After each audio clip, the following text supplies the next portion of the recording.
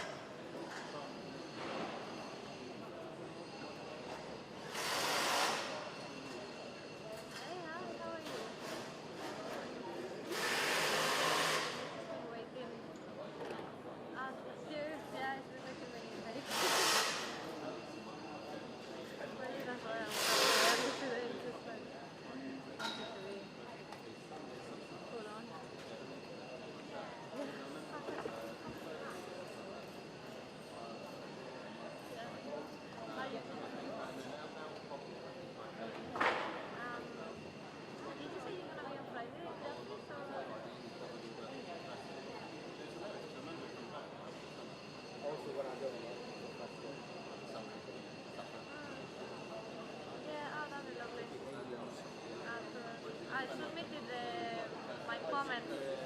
Okay. I was filling up the media review of comments.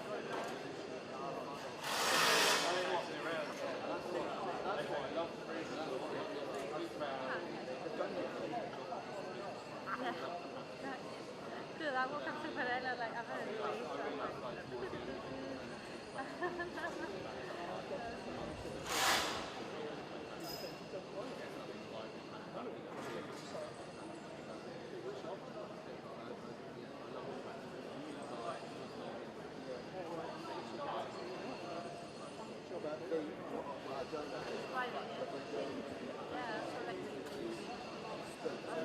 Stavo pensando che voi non abbiate visto. There's a lot of say something.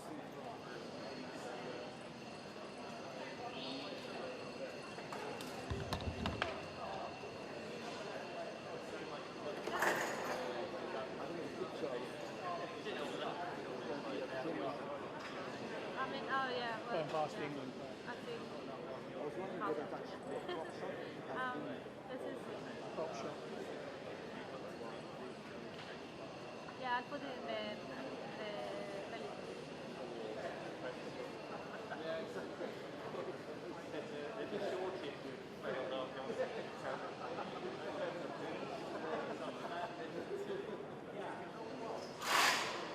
The ones you're gonna give me? Yeah. I'll put as much as I can on cabin. it's also like an office as well as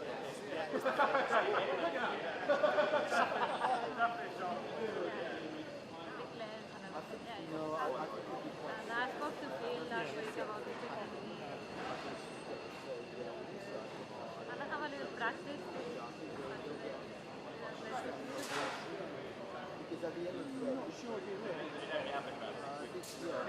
the labour. Can they do this thing? Oh, I mean, sorry, I don't mean. Or should I be talking to the members of that? Yeah, I can have a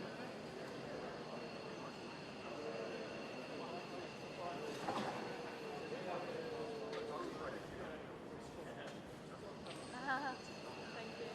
Thank you for fighting me.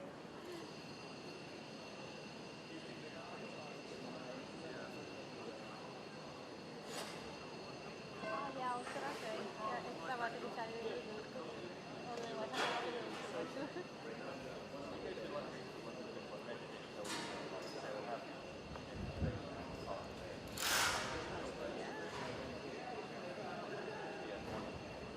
Yes, because I was checking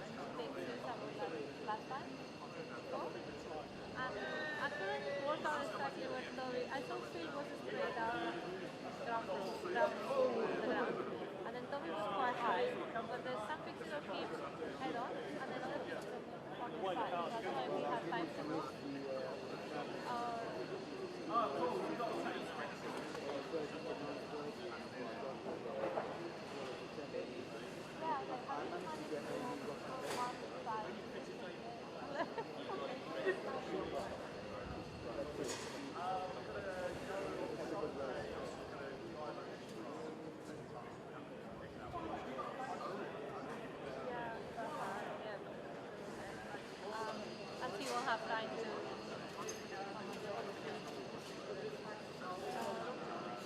So semi-destiny where Hannah was on the side, but she's on the right hand by number 11 side.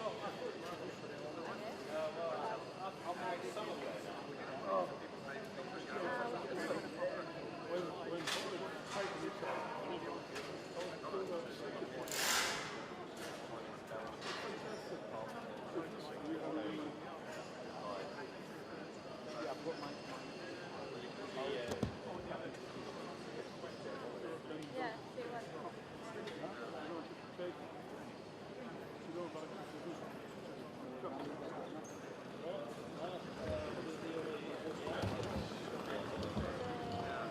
right of the door.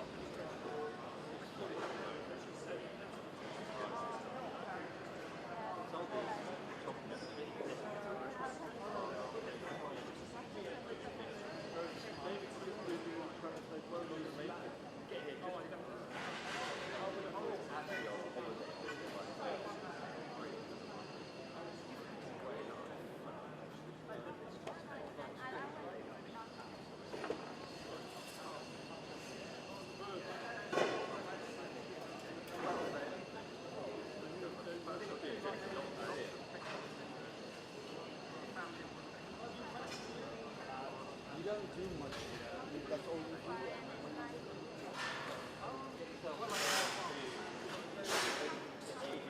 But is that all thing?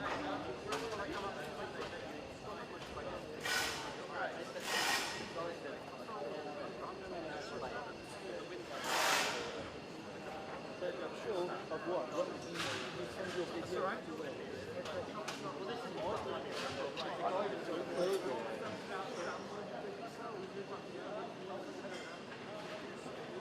So how do you send a video to subscribe to the video? And then you give your account. And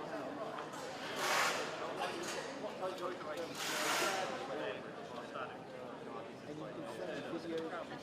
send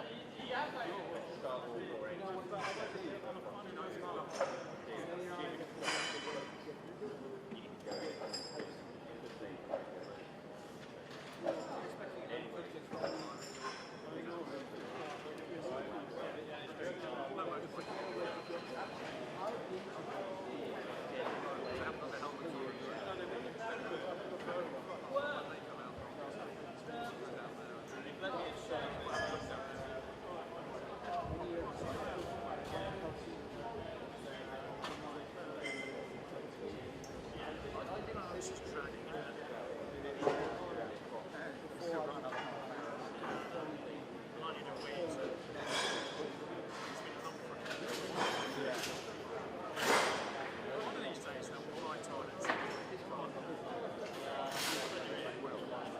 I'd like to know when.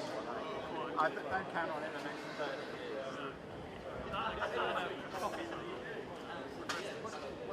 Actually, it was outside the camera. It was out there for 5 hours. So it's hoping to burn some of his tools. And they actually ended up, one of the security guys will be some water out. Oh wow. So if you need water, here you go. That was quite good. Oh, it's lovely. That's the first time it's ever happened. I've had a couple of times in here at the office actually. When it's not been really, the office has got copies of the so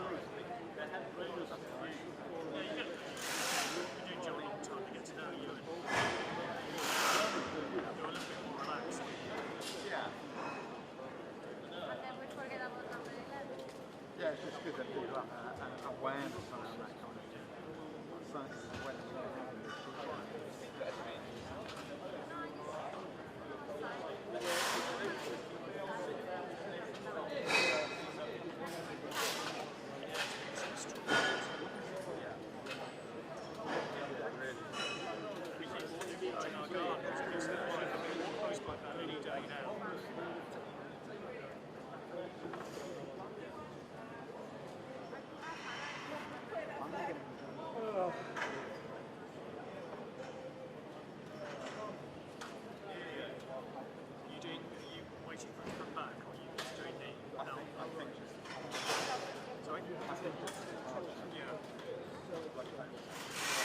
normally it goes to the back anyway.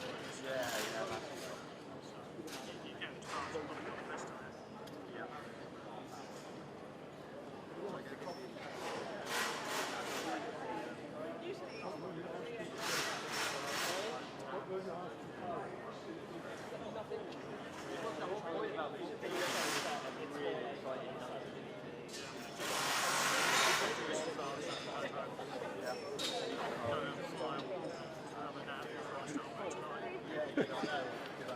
Yeah, but I guess you wasn't watching football tonight.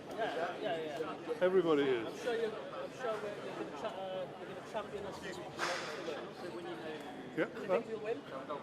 I hope so. When you get to you have to start facing yourself. 2-1. And you've got Yeah. experience to face yourself as well. Yeah. Sorry, I didn't know you were filming already. No, that's fine. It's fine. It's I just wasn't intending to stand there. that's all right. Not a problem. Yeah? Okay. I didn't want to cause you any trouble. No problem. No problem. Suddenly I'm on live television with my big face.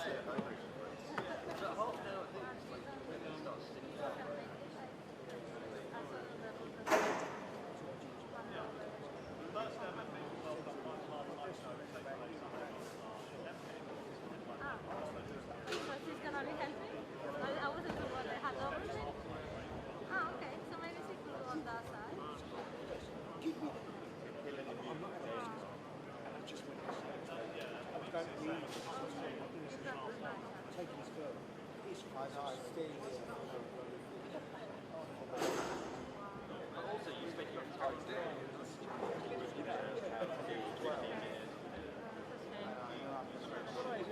It's like the word says Where there's black, Oh my god.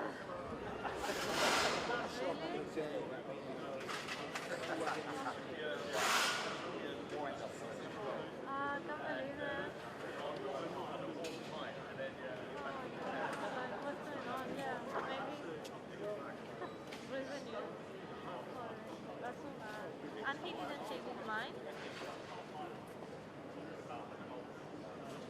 Just tell me like, I want to be part of this. This is the biggest thing happening. You don't want to have, hopefully, you don't want to have another one for years at least. I don't get it.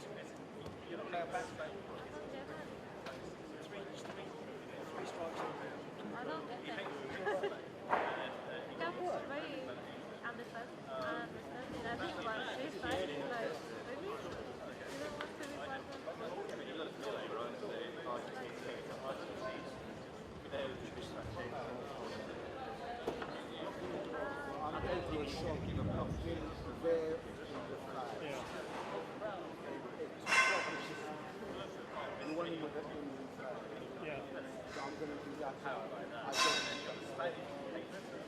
Yeah, I think it's probably really good stuff. Yeah, she probably could have better phone than I have.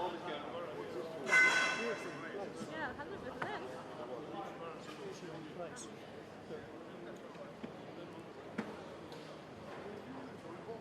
Sorry. I'm sorry about that.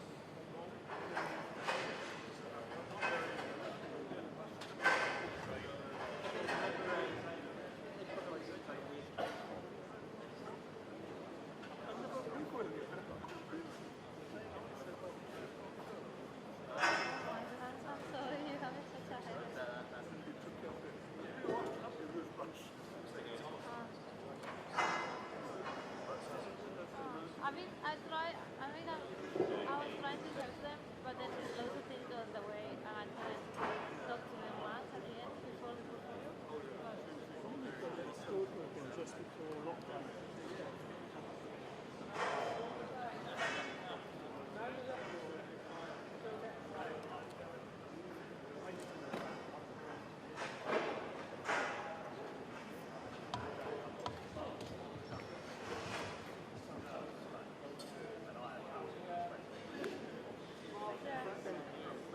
We could kind of decide on that.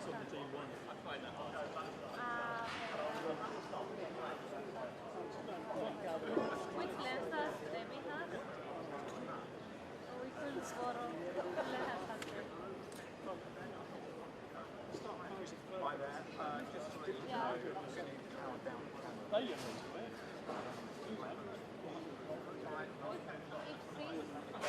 If she's on the right hand side, close to us,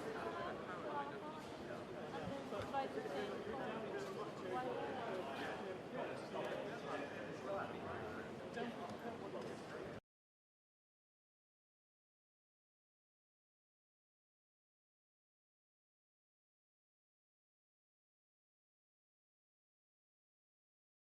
this side. If she was on the far side, then yeah, it's all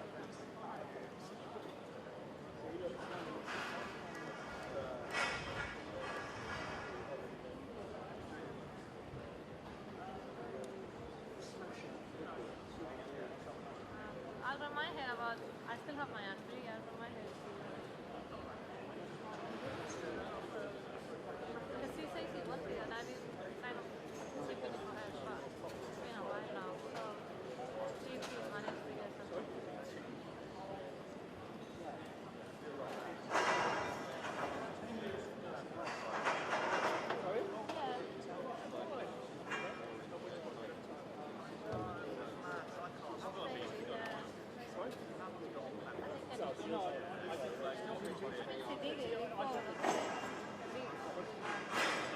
They still sell those now. Actually, they sell them like hardback and rules. And she felt too much, but that's something that's to do with the camera.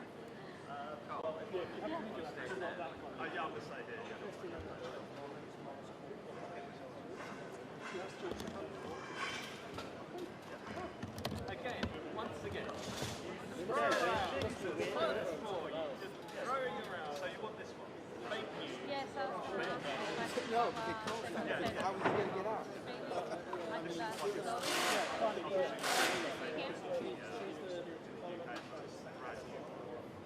I seen her going earlier on. She's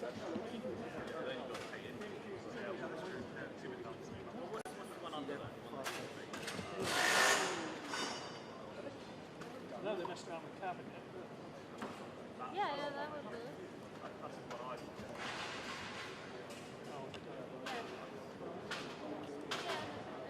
For one, I put one like a white one on the floor, and then I could try to set the phone in a laptop. Why? Because the one I have is not working. Will tried to help me to open it, and it's not working, and now I realize, oh, well, I have to. But that's another one. Yeah. You have a new cabinet. You have a new cabinet. You got a new cabinet. Are you the next new foreign minister? Are you defense? Yeah. And you are home secretary? Yes. You do. Thank you.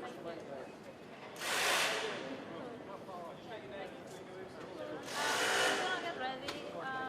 Maybe 1 or 2 minutes. Depends how soldiers. No, this is still fine. So, okay, so ground position, straight down, one behind. Otherwise, Yeah, like there's a razor. From the pictures I sent in the email. Yeah, definitely. That's good. And video is gonna mark. He's going to have a second by-election. Did you count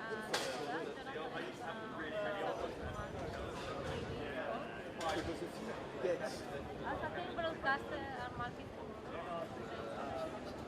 but nobody's contesting it. No. Lawrence camera. Why is he doing that? And just like literally, Alright, lovely. Thank you. yeah, it used to be like I that. think everything is there. Alright, ciao, bye bye. Is this fucking your shop? Yeah.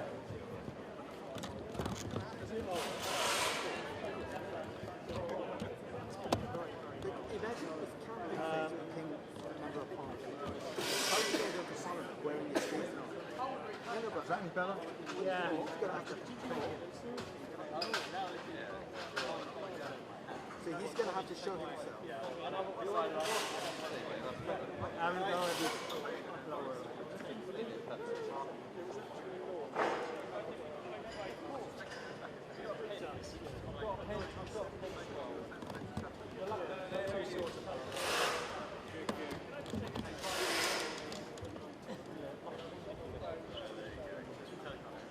I know.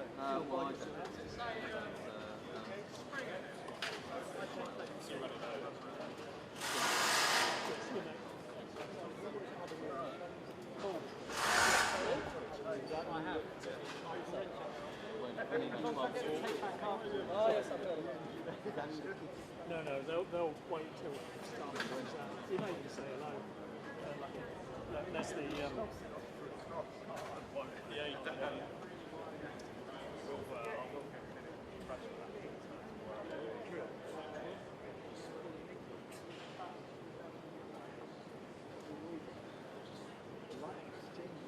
cheers.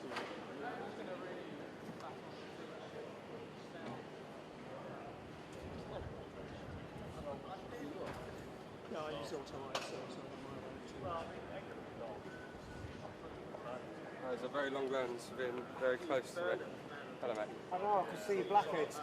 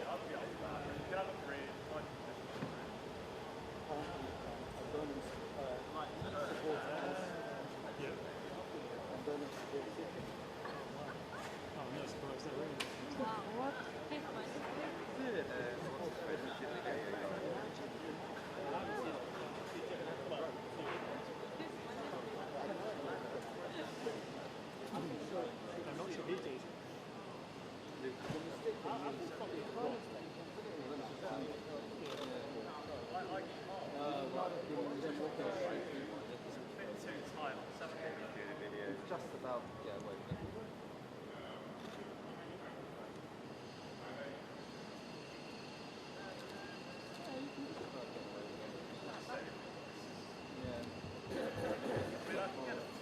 You're just a step forward.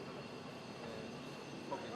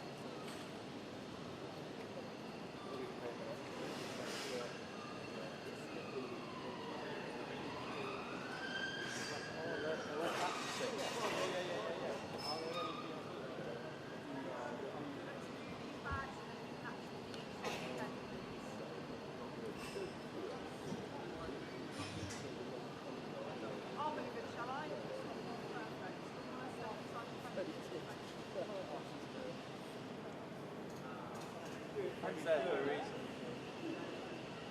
It's become the artist is asked to.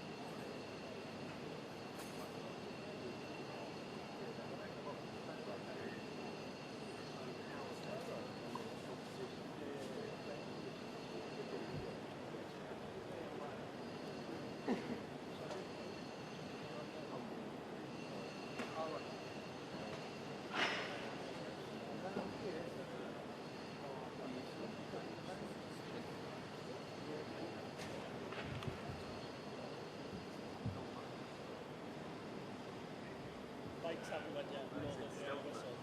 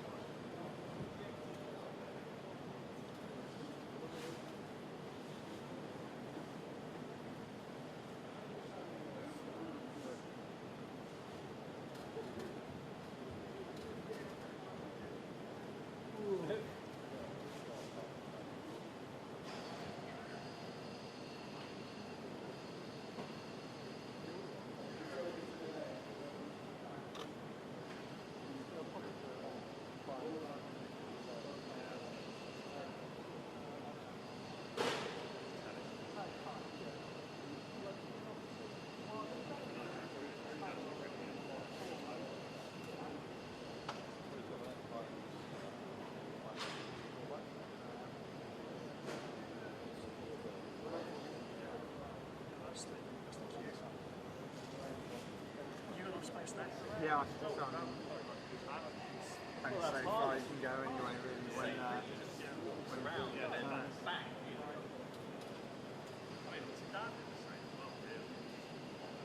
Nice to get shot against the frame. yeah. Difficult when the sun's in.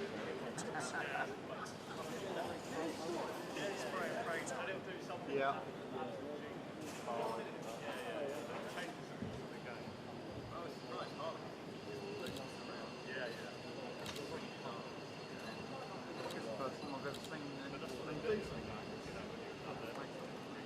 Yeah, I don't recall having seen it. I mean, I've seen the bunting, but not like that. I suppose it only happened every 4 years. We haven't got this far in a very long time. Yeah.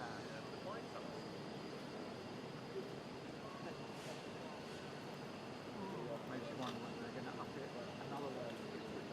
Well, what can you? Yeah, I mean, they'll no doubt eliminate it with red, white spotlights and stuff. yeah, that'll be Spotlights, the I mean, not next one. spotlights, yeah.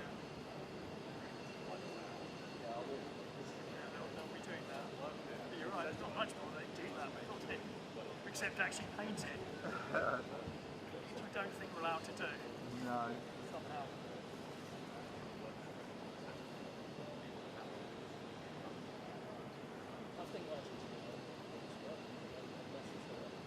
There is a sense of expectation in Downing Street.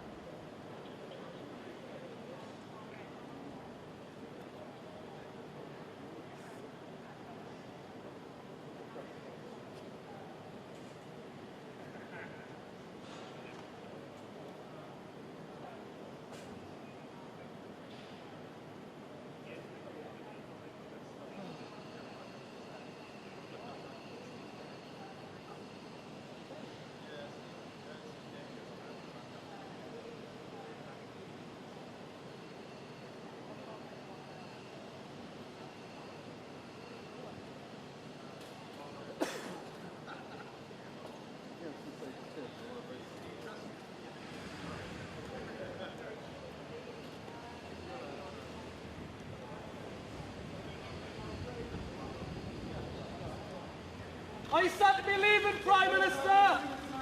What's your proudest moment in office? What will you miss the most, Mr. Starmer? Is football coming home, Prime Minister? Can England win the match tonight?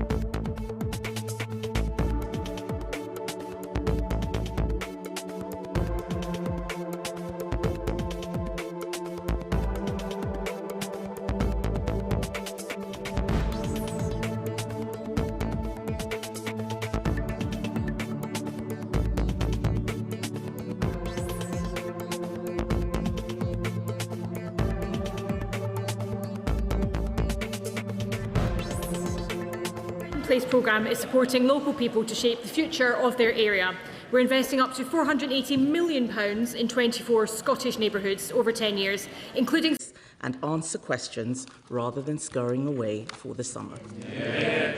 Prime Minister. Well, Mr. Speaker, as Prime Minister, I have participated in over 60 PMQs. Always a pleasure, always something to look forward to. And I've answered, or at least given answers, on 2,800 times. And I'm sure she will question my successor in the same way. And I'm sure she'll forgive me if I just mention one or two others who are in the gallery who have been affected by the decisions we've made, because Billy, who is sitting in the gallery in front of me, was diagnosed with breast cancer in 2023. She was there, Mr. Speaker, when we launched our plan for change, and she's been a tireless advocate for better cancer care. Billy joins us today from the Special Needs School where she works in London, and I'm pleased to tell the House that Billy's cancer is in remission. Can I thank the Prime Minister for that answer and paying tribute to so many of the people who he has been able to help. In fact, I remember when I started this job, the Prime Minister was very helpful to me, saying that I wouldn't last the year. Life comes at you fast. He spent a long time laughing that I'd lost control of my party. I think he should have been paying attention to his backbenchers instead of mine. But everyone in politics would do well to remember how quickly political fortunes can change. I know that he has been asked and he's being diplomatic, but on that note, does he have any advice for his successor? Prime Minister. Mr. Speaker, I will give my wholehearted support to my successor. I want this Labour government to be a success. I want our country to be a success. I shall give my support privately if asked for, not publicly when not asked for. But, Mr. Speaker, I also, if I may, wanted to draw attention to Pooja, who's with us in the gallery today with her daughter. I first met Pooja in a cafe at the back of Euston Station, and she told me about her son Ronan, who was murdered when he was 16, having just done his GCSEs. I have to say, as a father of two teenagers, I found that very hard to hear. His killer, who was also a teenager, collected a ninja sword and a machete from his local post office. He bought them online using a parent's credit card, a fake name with no ID checks. And when I heard that, I said to Pooja that I would campaign with her to get the law changed and make a commitment and a promise to her. And that's why we passed Ronan's Law, driven by Pooja's inspirational campaigning. And today I'd just like the opportunity to thank her for that. Mr. Speaker, that is a lovely statement that the Prime Minister has just made to Pooja. I'm sure the whole House will agree. I think the whole House will also agree that he gave a very diplomatic answer to the question I asked him on advice to his successor. And having heard it, I say this to Labour MPs with as much goodwill as I can muster. We have been where you are. Changing Prime Minister is not a silver bullet. Indeed, it may be that the Labour Party's troubles are only just beginning. Solving the fundamental problems in this country will require difficult decisions. And you also need to know how to get things done. The Prime Minister once said that when he pulled the levers, nothing happened. Why did he think that was? Minister. Well, Mr. Speaker, we did pull the levers. We pulled the levers to stabilise the economy, and we've stabilised the economy. We pulled the levers to strengthen our public services, and NHS waiting lists are coming down at the fastest rate for 17 years. We pulled a big lever on child poverty, and this government will be doing more on child poverty than any government ever, including previous Labour governments. We put the biggest investment into defence and security, and our international standing has been restored. But, Mr. Speaker, we also pulled the lever on the individual cases that matter, including individuals like Carla, who's in the gallery today. She was one of the parents that came to see me about online harm and the harm it can do to our young children. And That's why we banned social media for under 16s. And Daniel, who's also here with his son, who spoke to me many times about the struggles he's had with the cost of living and the need for a safe and secure home for every family and every child to grow up in. They're the people, Mr. Speaker, that matter more to me than anything else, because it's their lives that I think about when we make decisions in this government. Final question, Kim Bell. Thank you, Mr. Speaker. So for my last question, I mean, the Prime Minister may not think so now, but it is a tribute to him that not a single sitting Labour MP could beat him. Not the member for Ashton-under-Lyne, who couldn't count her taxes, not the member for Sheffield-Heeley, who couldn't count how many phones she'd lost, and definitely not the member for Ilford North, who couldn't count to 81. This is my last exchange with the right honourable gentleman, and I know how much his wife and children mean to him, and that they are in the gallery today.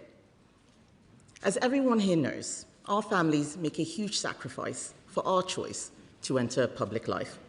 So I hope he will allow me to draw our time together to a close by thanking them for the love and support they have given him throughout his time in office. Prime Minister. Can I thank her very much for that? It is the last question I'll face from the Leader of the Opposition. And so let me wish her well and her family. We have had robust exchanges across this dispatch box, but she has extended kindness to me privately at very difficult times, including when there was an attempt to burn down our family home, which deeply affected my family. She reached out to me. And when my brother died of cancer, she reached out to me privately, not across this dispatch box. And I thank her for that and the tribute that she's just made to my wife and children, who mean the world to me. I do thank her for that. She knows this is robust and it has to be robust, and that's the way politics is done. But the kindnesses that sit behind it privately are often just as powerful, if not more powerful, and I thank her for that. I also stood at that dispatch box, Mr. Speaker, for 4 years as Leader of the Opposition. I know firsthand it's the most difficult job in politics, and that is what she is doing. When I did so, Mr. Speaker, we had just lost the 2019 election, which nearly broke my party. It was the worst result since 1935, and we were found to be institutionally anti-Semitic. And, Mr. Speaker, I picked up our party, I turned it round, I made a promise to rip anti-Semitism out of my party, and I did. I turned my party to face the country, and we won a landslide Labour general election. And after 2 years, we've stabilised the economy. We have invested heavily in our public services. We put better protections in for children, particularly on child poverty. We've strengthened our defence, and we've enhanced our international reputation. I'm proud to leave this country in a better shape than I found it. Thank you. Thank you very much, Mr. Speaker. It is an emotional Prime Minister's question time today, and I really welcome the tone that has been struck and think we should hear more of this more often. Last year, I convened a roundtable of stakeholders in my constituency to explore joined-up solutions to tackling the scourge of violence against women and girls. And I've been really pleased over the last 2 years the Prime Minister has made that central to his government's mission. He has ensured that spiking and sexual deep fakes have been criminalised, that police forces have been mandated to have rape and sexual offences teams, and it has embedded trauma support for victims across all services. Does he agree that the government absolutely must stick to the pledge that the Labour Party put in its 2024 manifesto to halve violence against women and girls over the next decade? Prime Minister. Yes, I do. Can I pay tribute to her campaigning on this issue? Mr. Speaker, yesterday I was with John and Penny Clough, who I first met nearly 16 years ago. They lost their daughter to domestic violence of the most extreme sort in appalling circumstances. And in many ways, my journey campaigning on violence against women and girls started with them 16 years ago this year. I pay tribute to them and everybody else who campaigns on this. That's why we set the mission to halve violence against women and girls in a decade. Whatever role I do next, I will continue to campaign for that for as long as I've got breath in my body. Sir Ed Davey, Leader of the Liberal Democrats. Thank you, Mr. Speaker. Can I associate myself with so many of the Prime Minister's comments today, but particularly his remarks about Anne Widdecombe? She devoted her life to public service, and her murder was truly horrifying, and I support his campaign now for a memorial in this chamber to her. Can I also thank the Leader of the Opposition for her tribute to Anne, and to remind the whole House and the whole country that we need to remember Anne for the way she lived her life. I have to make a confession. I've always been slightly jealous of Anne for appearing on Strictly Come Dancing. Still time. Not about, still time. Mr. Speaker, but can I join the whole nation, and hopefully every nation, in wishing England well against Argentina tonight, after their superb win against Norway? And it's the last job of the Prime Minister to make sure we win the World Cup.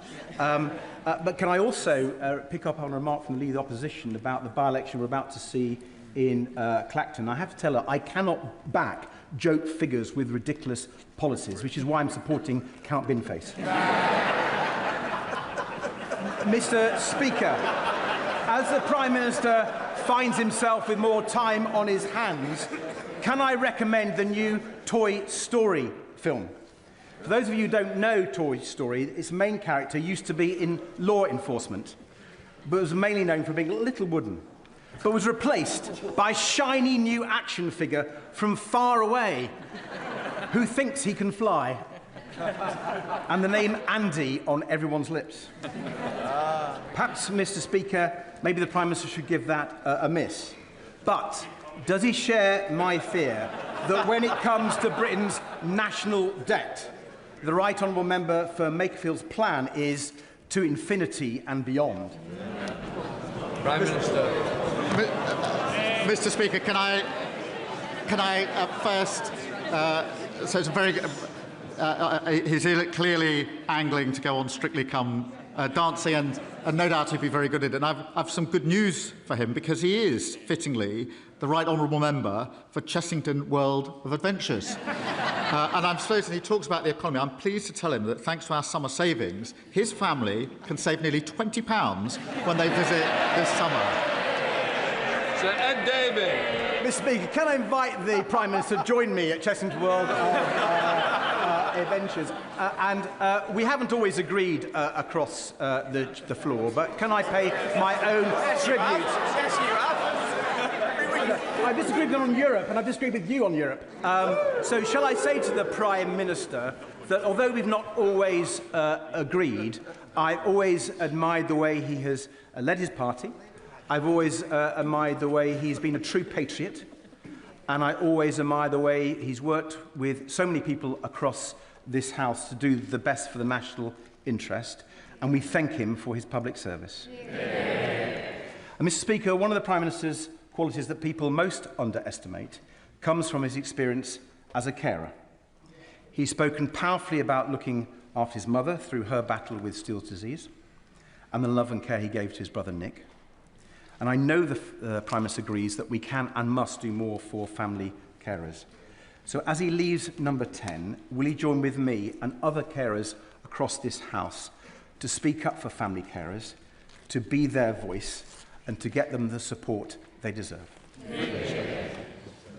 Yes, and can I thank him for everything he's done in relation to social care and the importance of providing care. And he does it with very real human experience that we all know and we all respect, and no doubt he will continue to champion that, as everybody should. He asked me about joining him at Chessington World of Adventures. I will. Can I suggest 12 noon on the first Wednesday in September? Rachel Maskell. Thank you, Mr. Speaker. Before coming to this House, the Prime Minister and I attended the launch of my uncle's book. It was entitled Fine Lines and Distinctions. and clearly sometimes we've had those differences, but I genuinely wish him and his family well for the future. But before he places his pen down, I understand there's a tradition to leave a note for your successor, and in wishing all honourable members the very best of summers, I ask that he his successor, the Right Honourable Member for Makerfield, to enact my legislation to licence short-term holiday lets and ensure that we can protect our communities from family houses turning into party houses in our residential areas and ensuring we keep those housing costs down. Prime Minister. I'm not sure about notes for success. I think we left one in 2010, which didn't work too well. Mr. Speaker, I'm sure that my successor will look at our private members' bill, and I'm proud to have overseen the biggest boost to renters' rights in a generation. We kick-started the biggest boost to social and affordable house building, and wherever people live, they deserve a safe, secure home that they can call their own. Richard Tice. Thank you, Mr. Speaker. Whilst his own MPs may have sent him off without resorting to VAR, I have some good news for the Prime Minister. Yes, under his tenureship, 76% of England football matches have been won, which is the greatest, most successful record of any Prime Minister in history. So will he commit, in his remaining days in office, to carrying out whatever meetings, reviews, motivational talks to ensure his greatest legacy on Sunday is that finally football is coming home? Prime Minister. Can I thank him for this? I mean, I'm a massive football fan, so forgive me for being a nerd on this, but we've won 22 out of 29 matches since I've been Prime Minister of the England team. We have got to get that to 24 over 31, which means we will win on Sunday, and I wish the team well. And of course, Mr. Speaker, it's only under Labour governments that we win the World Cup. And in that spirit, I'm sure the whole House will get behind the team. Julia Butley. Thank you, Mr. Speaker. Watching the Prime Minister secure his legacy this week with the NATO summit and the Hillsborough Law, I wondered if he wanted to make it a hat-trick and support Shrewsbury College's bid for a new construction skills centre. As the main post-16 provider in the county, our outstanding college trains over 10,000 young people and adults, both A-levels and vocational qualifications. But this year's applications are up by 15% and our buildings are full to capacity. In a rural area like Shrewsbury, with limited alternatives, hundreds of people could end up becoming NEET. Will the Prime Minister support their third attempt to secure capital funds and meet the growing need so we can open the Construction Skills Centre in September? You've got it, I've got it, you must.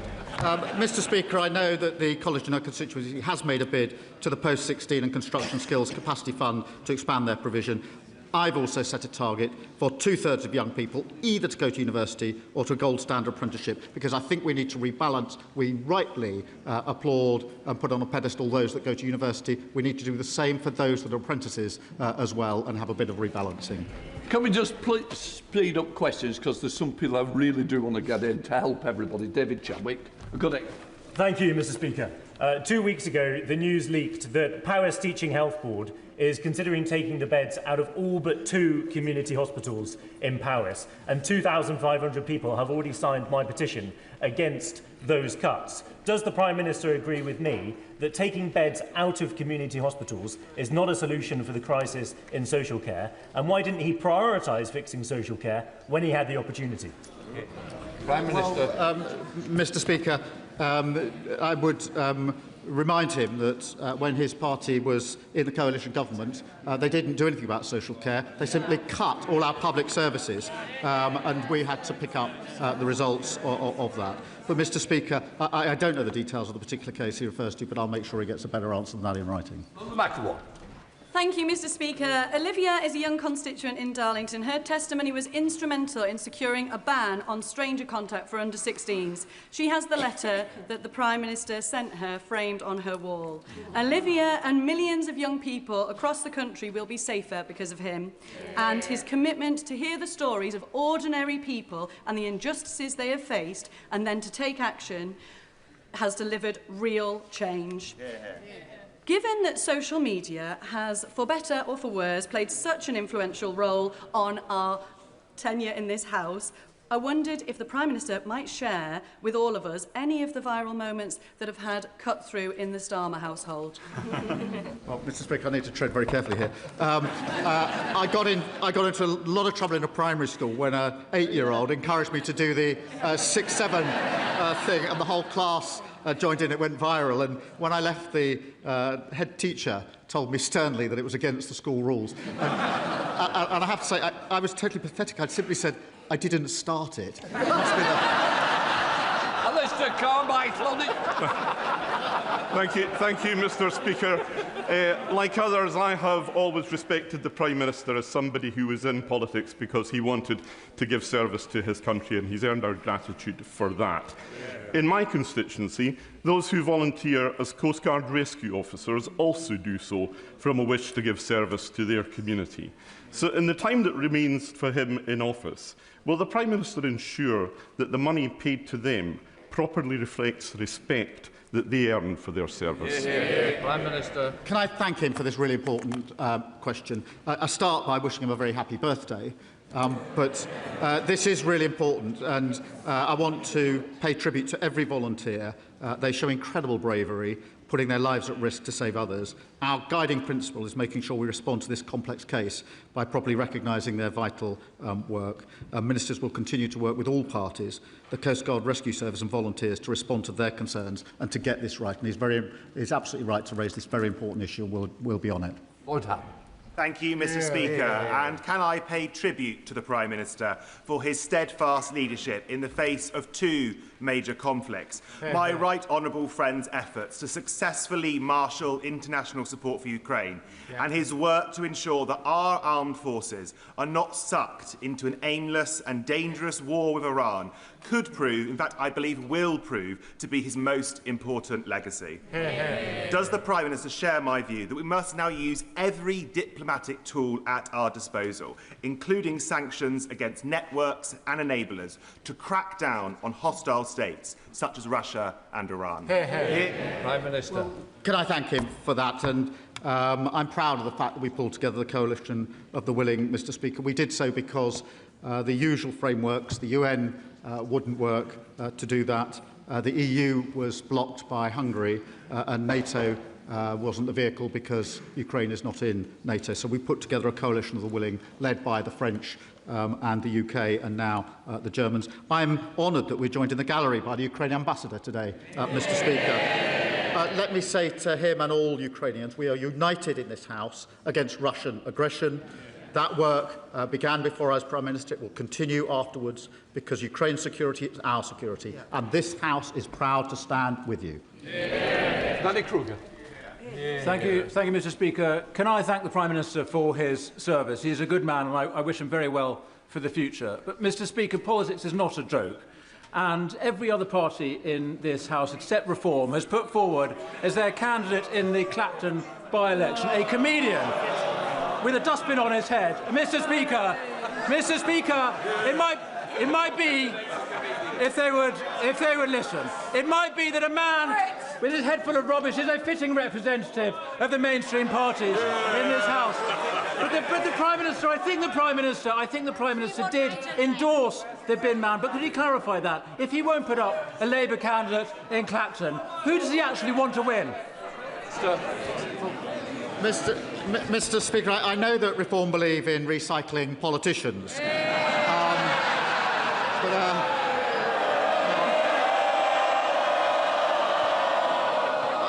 I wonder that's if he really thought spending his summer arguing with a bin was what he had in mind when he defected to the benches up there.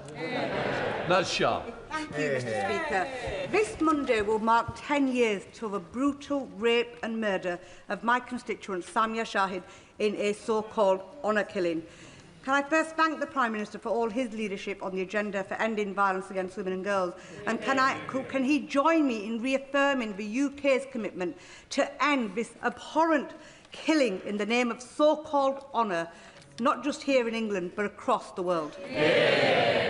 Well, can I pay heartfelt tribute to her for everything she has done to campaign and draw attention to this issue, and the very powerful and personal way in which she argues it. And When she spoke in this House earlier this year, it was compelling for all of us, for all the right reasons, and I thank her for that, and I know she will continue to do so for many, many years to come, and right so, and thank her. Alison Bennett.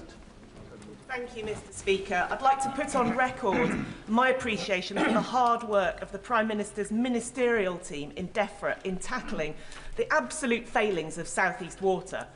But last Friday, 1,200 pupils at Downlands Community School in Hassocks were sent home because they had no water. For those children, for their parents, for their teachers, it was another reminder of South East Water letting communities down. I'm sure the Prime Minister would agree that something as basic as turning on the tap should never be in doubt. So, before new housing developments are approved, does he agree that water companies should be compelled to confirm that they have the capacity to provide a reliable water supply to those new homes? Yeah. Well, this incident is completely unacceptable, and every customer deserves reliable, resilient services, particularly during extreme heat where there's a risk to public health. The Water Minister has met the company's leadership to demand improvements and will follow up in that way.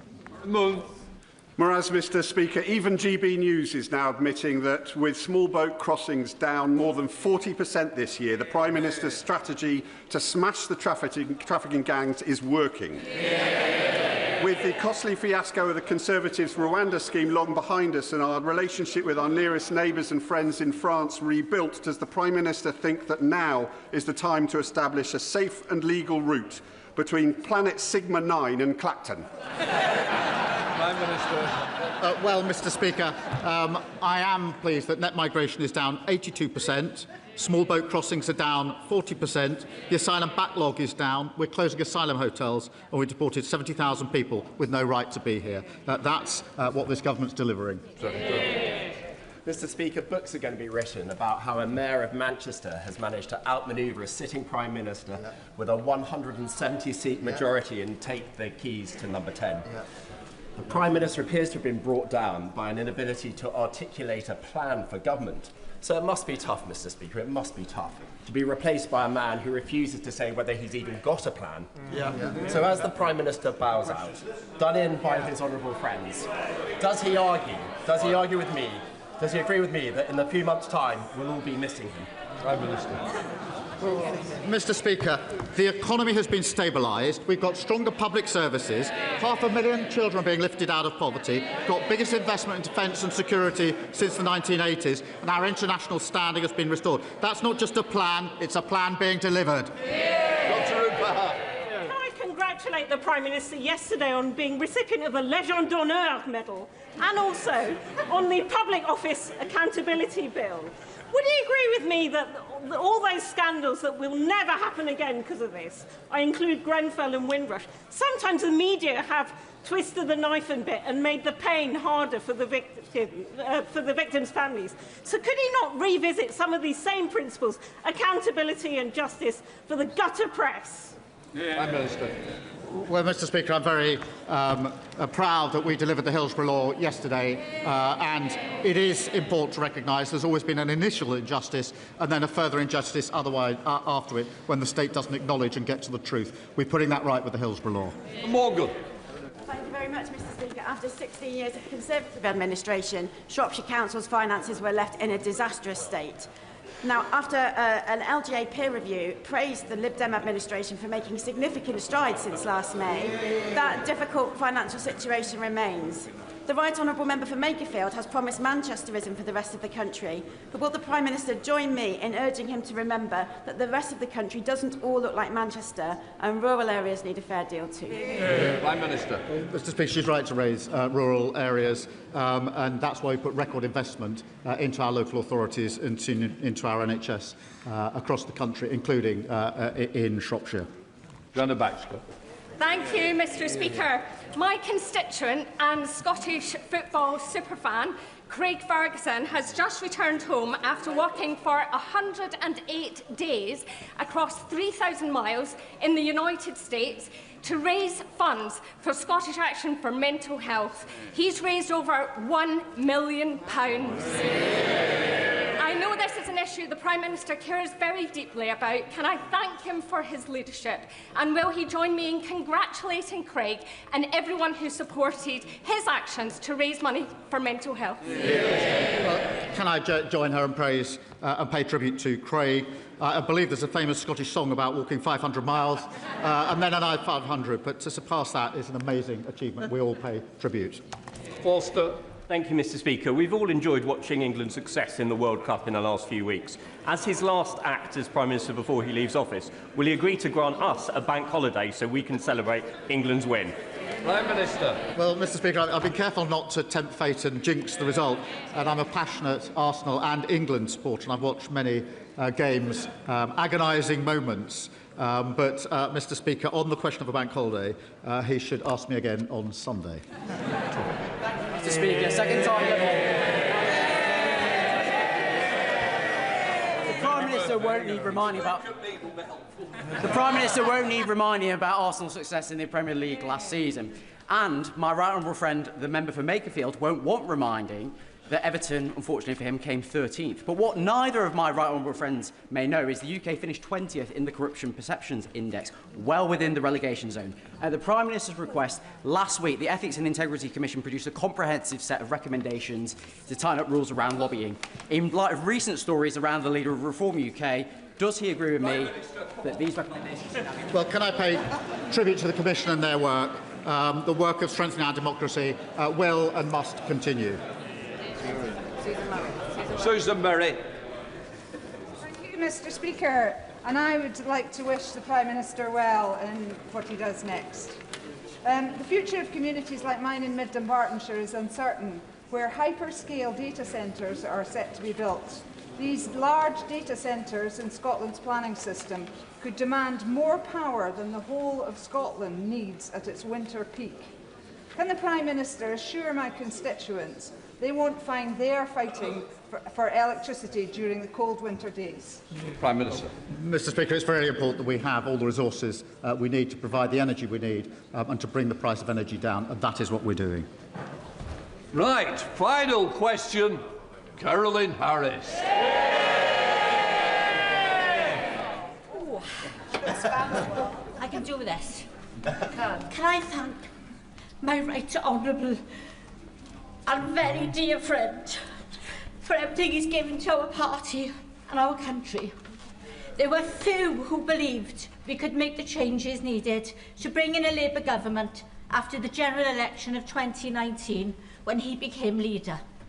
But today, because of his service and his leadership, children are growing up in a fairer Britain. We stand tall on the world stage, and every day we've seen his decency and his courage shine through.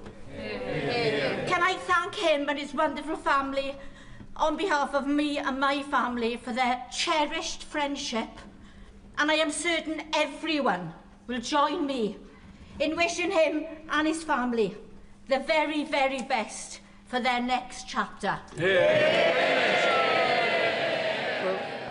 Can I thank my honourable friend for her question, for her support and friendship to me, to Vic and to the kids. Whatever the challenge, she has always been there for us, particularly Vic and the kids, and I really thank her for that. Mr. Speaker, this will be my last answer from this dispatch box. Every Prime Minister knows when they take up the torch that the day will come when they have to pass it on. That day has come for me. This is the end of my political journey. In 6 years, went from historic defeat in 2019 to historic victory in 2024. And in 2 years in government, I leave the country in better shape than I found it. I am proud of everything that we have achieved. Mr. Speaker, can I just take time to say to you, Mr. Speaker, and all those who work for the House and in our constituency offices, thank you for all your hard work. To our civil service, thank you also for all your hard work. To my political team, many of them here today, who came on this journey with me, thank you so much for everything you have done and being prepared to walk through fire for me. To my colleagues on these benches, I am proud of all we have achieved together and proud of each and every one of you. To my successor and each of you, I will give my full support. To all colleagues across the House, can I wish you good health and happiness. To all those in the gallery whose lives have been changed or improved by this Labour government, and all across the country who struggle to be seen or heard, you're the reason I came into politics. To my wife and children, I love you. Goodbye.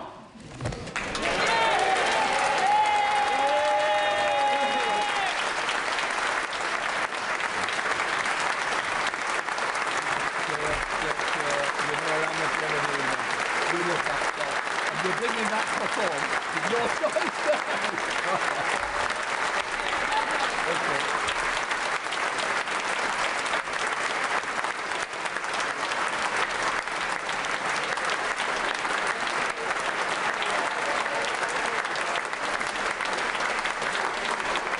Can I just say, as the curtain has fallen, this House quite rightly cheers out the Prime Minister. I'm sorry we're still clapping. We don't do clapping in the House. We cheer. We hold our order papers up. That is the farewell that we should always give to a Prime Minister. We now come to the next stage, if the front benches change over.